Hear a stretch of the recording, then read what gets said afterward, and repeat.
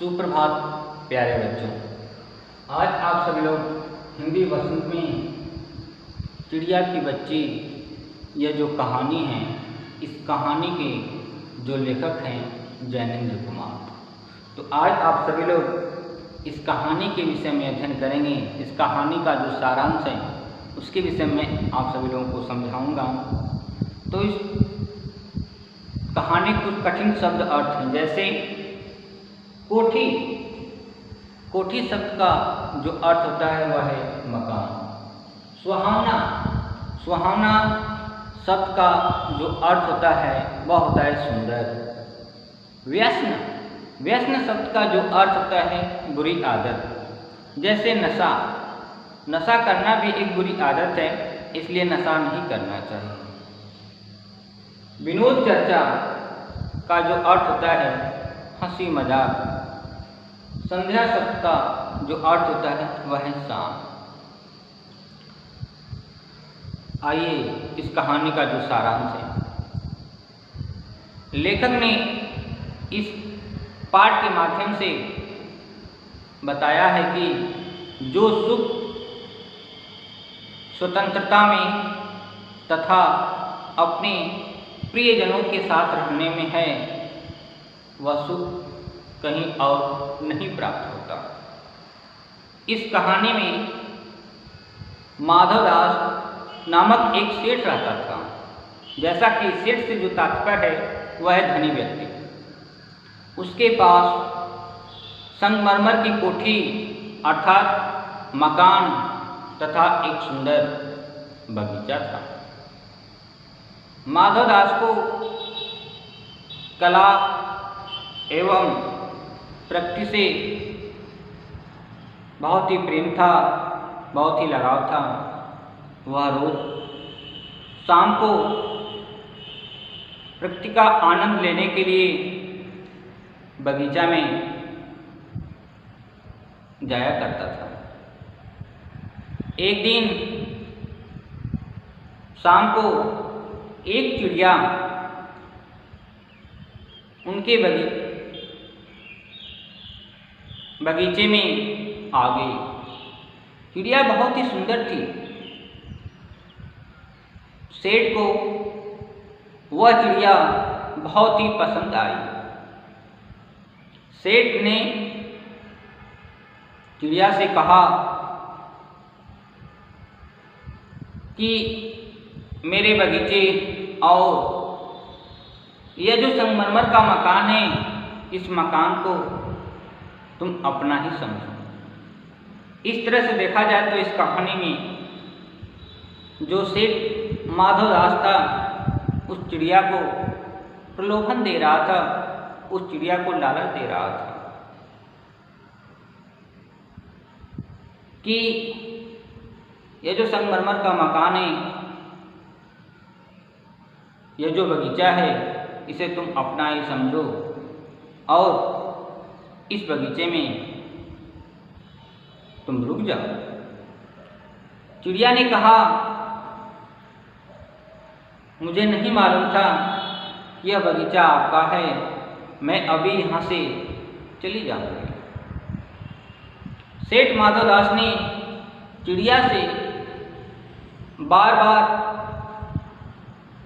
बगीचे में ही रुकने को कहा तथा उसे लालच भी दिया।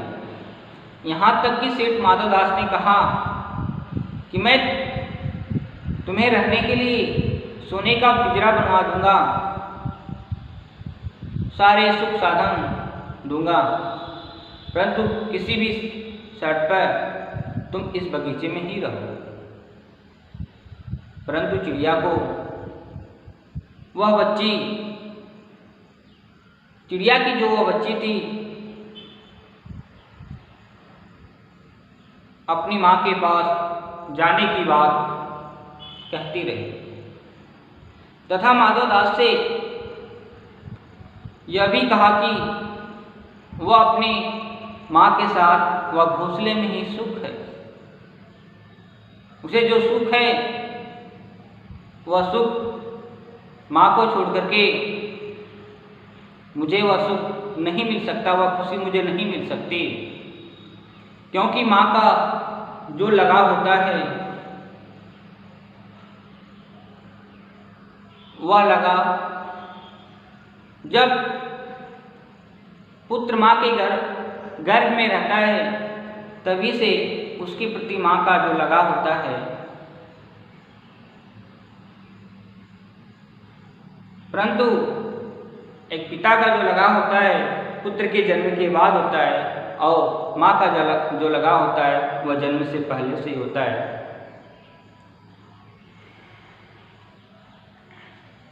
जब चिड़िया ने सेठ की बात नहीं मानी तो सेठ ने उसे अपनी बातों में फंसा लिया और अपने नौकर को बुलवाकर चिड़िया को पकड़ने का इशारा किया। जिस तरह से जो सेठ माधव दास जिस तरह से चिड़िया को लालच दे रहा था, इससे जो चिड़िया थी वह डरी हुई थी, वह भयभीत थी, परंतु माधव दास से चिड़िया सावधान भी थी। चिड़िया माधव दास से सावधान थी।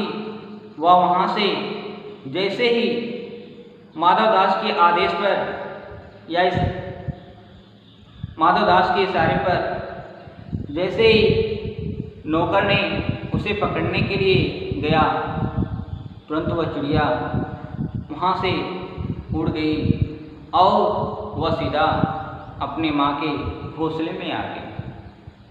माँ से लिपटकर वह रोने लगी। इस तरह से लिपट गई जैसे कि चिड़िया अपनी माँ को एक पल के लिए भी अब छोड़ना नहीं चाहती थी।